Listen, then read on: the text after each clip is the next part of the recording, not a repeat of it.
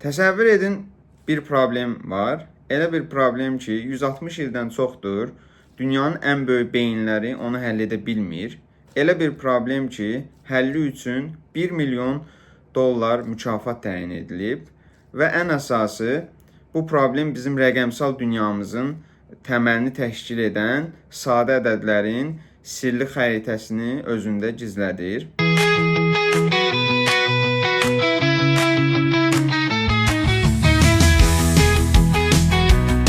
Salam hörmətli izləyicilər, kanalıma xoş gəlmisiniz. Bugün sizinlə birlikdə bəlkə də tarixin ən böyük, ən vacib kəşf olunmamış riyazi problemi olan Riemann hipotezi haqqında danışacağıq. Məqsədimiz bu hipotezin nə olduğunu, niyə bu qədər vacib olduğunu və həll olunarsa nələrin dəyişə biləcəyini sadə dildə anlamaqdır.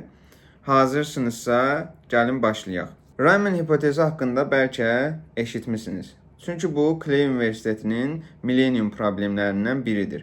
Bu isə o deməkdir ki, onu həll edən insan nəinki riyaziyyat tarixini adını qızıl hərflərlə yazdıracaq, həm də 1 milyon dollar mükafat əldə edəcək. Əgər bu hipotez doğrudursa, onda bu riyaziyyatın özü qədər qədim olan sirləri də həll edərdi. Bunlar hansılardır? Sadə ədədlər, kriptoqrafiya və kvant fizikası. Yaxşı, bəs bu nədir? Niyə riyaziyyatçılar neçə illərdir bu problemi həll etməyə çalışırlar? Və bu qrafikin bütün bu hipotezlə nə əlaqəsi var? Riemann hipotezini anlamaq üçün əvvəlcə onun baş qəhrəmanları olan sadə ədədlərə giriş etməliyik. Sadə ədədlər bildiyiniz kimi yalnız 1-ə və özünə bölünən ədədlərə deyilir. Məsəl üçün 7, 11 və s. Sadə ədədlər sonsuzdur. Onlar riyaziyyatın atomları kimidir. Bütün digər ədədləri bu sadə ədədlərin hasili şəklində göstərmək mümkündür. Məsəl üçün 15, 3 vurulsun 5 kimi göstərə bilərik. Amma bu atomlar çox xaotik davranır. Onların ardıcılığında heç bir məntiq yoxmuş kimi görünür. Bəzən bir-birinə çox yaxın olurlar, bəzən isə aralarında böyük məsafələr olur. Riyaziyyatçılar əsrlər boyu bu suala cavab axtarıblar. Sadə ədədlərin paylanmasında hər hansısa bir qanunauyğunluq varmı? Onların yerini əvvəlcədən təyin edə biləcək bir xəritə mövcuddurmu? 1859-cu ildə səhnəyə Alman riyaziyyatçısı Bernhard Riemann çıxır. Riemann sadə ədədlərin bu xaotik dünyasına nizam gətirmək üçün inanılmaz bir kəşf edir. Zeta funksiyası. Yaxşı, bəs kimdir Bernhard Riemann? Georg Friedrich Bernhard Riemann. Analiz və diferensial həndəsəyə mühüm töhfələr vermiş Alman riyaziyyatçısıdır. Bu töhfələr sonralar nisbilik nəzəriyyəsinin inkişafında mühüm rol oynayır. Onun adı həmçinin zeta funksiyası, Riemann hipotezi, Riemann manifoldları və Riemann səthləri ilə əlaqələndirilir. 17 sentyabr 1826-cı ildə Almaniyanın Dannenberg yaxınlığında Hanover Krallığının Breselin şəhərində anadan olub. Riemann ilk mühazirəsini 1854-cü ildə vermiş və bu mühazirə ilə o təkcə Riemann həndəsəsinin əsasını qoymur, həm də Einstein'in daha sonralar nisbilik nəzəriyyəsində istifadə edəcəyi strukturların əsasını qoyur. 1857-ci ildə Göttingen Universitetində xüsusi professor vəzifəsinə yüksəlir və 1859-cu ildə tam professor olur.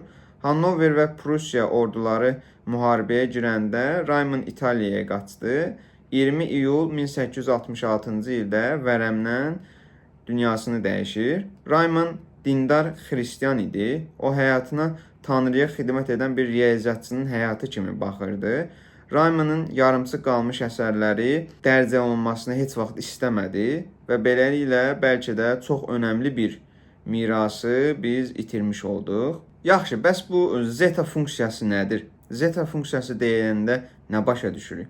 Zeta funksiyası əsasən kompleks ədədlər üçün müəyyən edilmiş bir funksiyadır və şəkildə göründüyü kimi ifadə olunur. Burada S1 kompleks ədəd kimi qəbul olunur. Əgər kompleks ədədləri bilmirsinizsə, kompleks ədədlərə qısa bir giriş eləyə bilərik. Kompleks ədədlər həqiqi və xəyali hissələrdən ibarət olan ədədlərdir. Yəni z bərabərdir a üstə gəlinsin b-i şəklində verilmiş ədədə kompleks ədəd deyilir. Burada a həqiqi hissədir, b isə xəyali hissədir. I imaginary sözündən götürülür və xəyali deməkdir. I-nin yaranma səbəblərindən biri bizim daha çox kvadrat tənliklərin həllində diskriminant taparkən mənfi ədədlər almağımız idi. Məsəl üçün diskriminantı mənfi 4 tapırdıq. Mənfi 4 taparkən onun həllini edə bilmirdik. Çünki cüt dərəcə kökdən mənfi ədəd çıxmır. Və bu zaman artıq xəyali ədədlər anlayışı yaranmağa başladı. I bərabərdir kök altında mənfi 1 anlayışı. Məsəl üçün, mənfi 4-ü kökdən biz çıxartmaq üçün 4 nə deməkdir? 4 vurulsun mənfi 1. Və 4-ü çıxardırdıq qabağa. 4-dən nə çıxır? 2. Və mənfi 1 kök altında qalır. O da 2i-yə bərabər götürülür. Yəni, qısa olaraq kompleks ədədlər bu deməkdir. İndi Rayman hipotezinə baxaq. Rayman hipotezi nə deyir? Rayman hipotezi zeta funksiyasının kritik zolaq adlanan hissəsindəki sıfırları haqqında bəhs edir. Kritik zolaq kompleks ədədlər müstəvisində həqiqi hissəsi 0 ilə 1 intervalına düşən s-ləri nəzərdə tutur. Rayman hipotezinin mahiyyəti budur. Rayman hipotezinə görə zeta funksiyasının bütün qeyri-trivial sıfırları s bərabərdir 2də 1 üstəgəl b-i formasındadır. Yəni onların real hissəsi həmişə 2də 1-ə bərabərdir. Bəs trivial və qeyri-trivial sıfırlar nə deməkdir? Trivial sıfırlar zeta funksiyasının mənfi cüt ədədlərdə sıfır olduğu məlumdur. Yəni mənfi 2 alsa s sıfıra bərabər olur. Mənfi 4 alsa sıfıra bərabər olur və s. Buna trivial sıfırlar deyilir. Bu bizi çox əlaqələndirmir. Çünki biz bunun mənfi hissələrini zaten tapmışıq. Önəmli olan qeyri-trivial sıfırlarının tapılmasıdır. Kritik zolaqda 0 və 1 arasında yerləşən sıfırlardır qeyri-trivial sıfırlar. Rayman hipotezi yalnız bu sıfırlarla maraqlanır. Niyə bu qədər vacibdir? Rayman hipotezinin doğruluğunu isbat olunsa, sadə ədədlər haqqında çox mühüm nəticələr əldə etmək olar. Məsəl üçün, sadə ədədlərin bölüşdürülməsi daha dəqiq şəkildə təsvir olunar. Xaotik şəkildə deyil də, müəyyən bir qanuna uyğunluğa əsasən düzüldüyünü görəcəyik.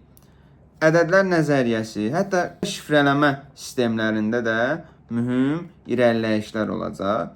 Kriptoqrafiya elmi bilməyənlər üçün mən bunun yayınlarını açıram. Kriptoqrafiya sahəsini haqqında. Kriptoqrafiya çox önəmli bir mövzudur. Çünki yazı yaranandan bəri kriptoqrafiya elmi daim inkişaf edir və burada biz hal-hazırda yaşadığımız dünyada göndərdiyimiz mesajlar olsun, bank məlumatlarımız olsun, digər məlumatlarımızın hamısı kriptoqrafiya elminə görə şifrələnir və onu digər üçüncü bir insan, şəxslər onu qıra bilmir bu şifrələmə sayəsində. Təbii ki, qıranlar olur, ancaq çox yüksək şəkildə şifrələnmiş bir məlumatı qırılması həddindən artıq çətindir. Kriptoqrafiya çox böyük bir elm sahəsidir.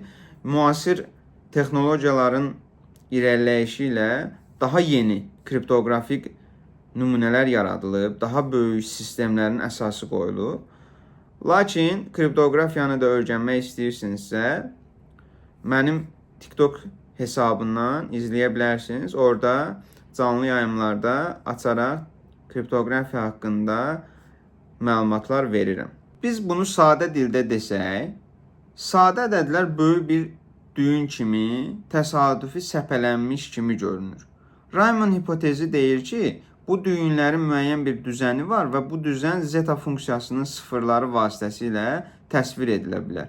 Bu düzəni tapmaq sadə ədədlərin sirlərini açmaq kimi bir şeydir. Riemann zeta funksiyasına əsasən biz s-i 2 qəbul etsək, onda alacağıq ki, 1 üstəgəlinsin 1 bölünsün 2-nin kvadratı, üstəgəlinsin 1 bölünsün 3-ün kvadratı, üstəgəlinsin 1 bölünsün 4-ün kvadratı və s. sonsuza qədər davam eləyə gedir.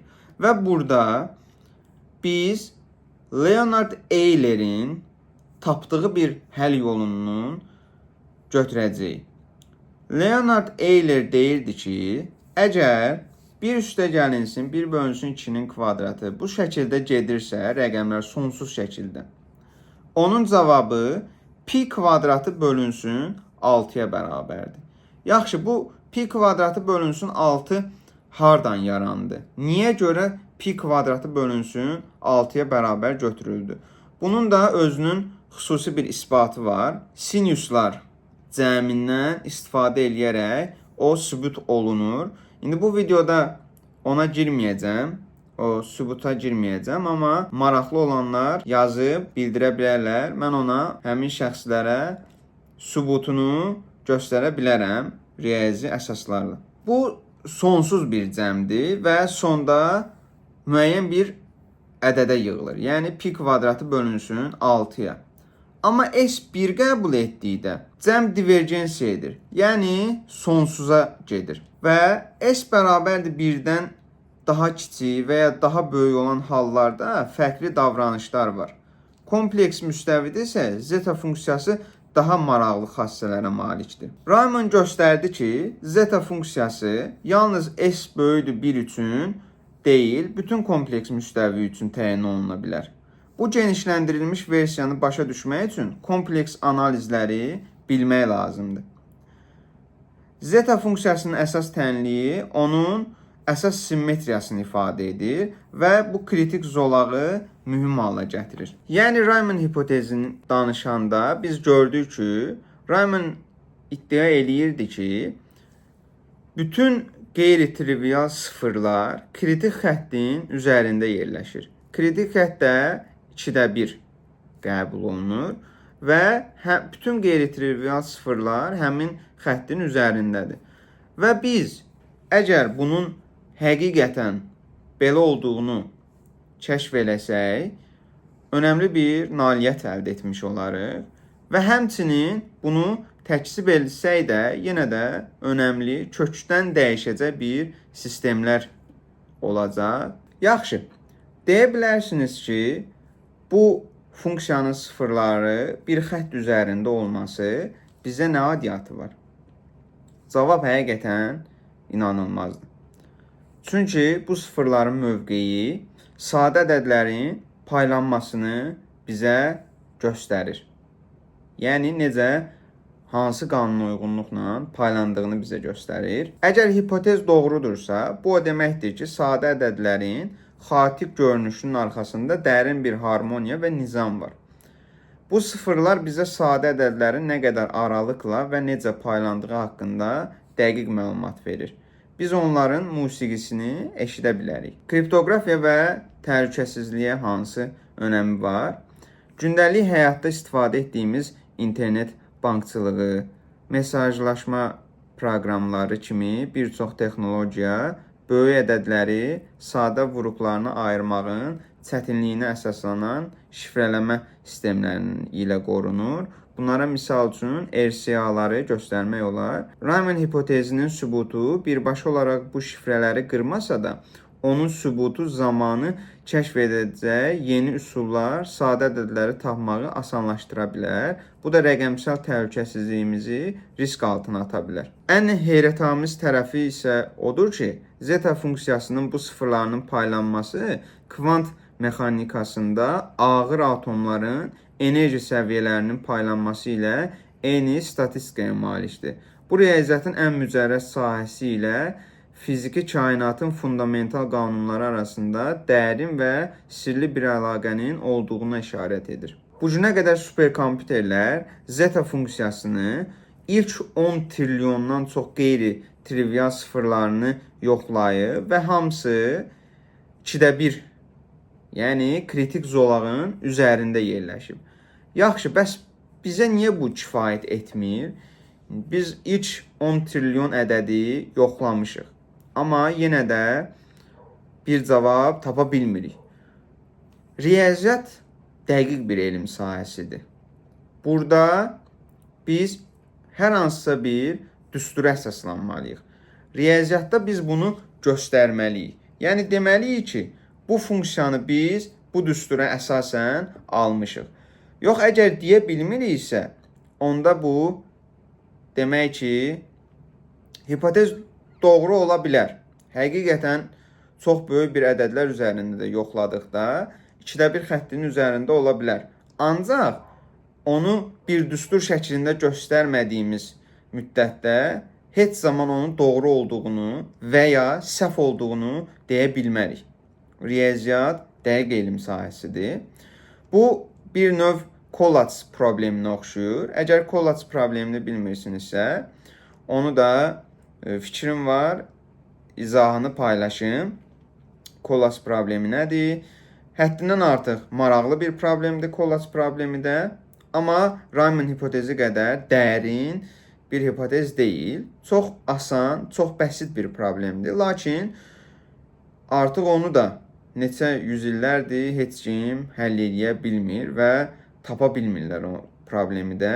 Bu sirli səyahət xoşunuza gəldisə, videonu bəyənməyi və riyaziyyatın, elmin dərinliklərinə səyahət edən kanalıma abunə olmağı unutmayın. Şərhlərdə qeyd edin ki, Rayman hipotezi bizim yaşadığımız dövrdə kimlərsə tərəfindən və yaxud da kiminsə tərəfindən kəşf olunacaqmı və bu bizə nələri qatacaq kəşf olunması. Videonun daha böyük versiyasını da çəkməyi planlaşdırıram. Rayman hipotezinin ikinci hissəsi. Orada artıq fundamental olaraq bilikləri ötürmək istəyirəm. Əsaslarını, Bayes problemləri, Taylor seriyası və s. bunları göstərmək istəyirəm. Amma ilk videoda istədim ki, Rayman hipotezi haqqında ümumi bir giriş məlumatı verim sizlərə və sizləri də bunun haqqında məlumatlandırmış olum. Videonu izlədiyiniz üçün çox sağ olun. Növbəti videolarda görüşənədək. Sağ olun, salamat qalın.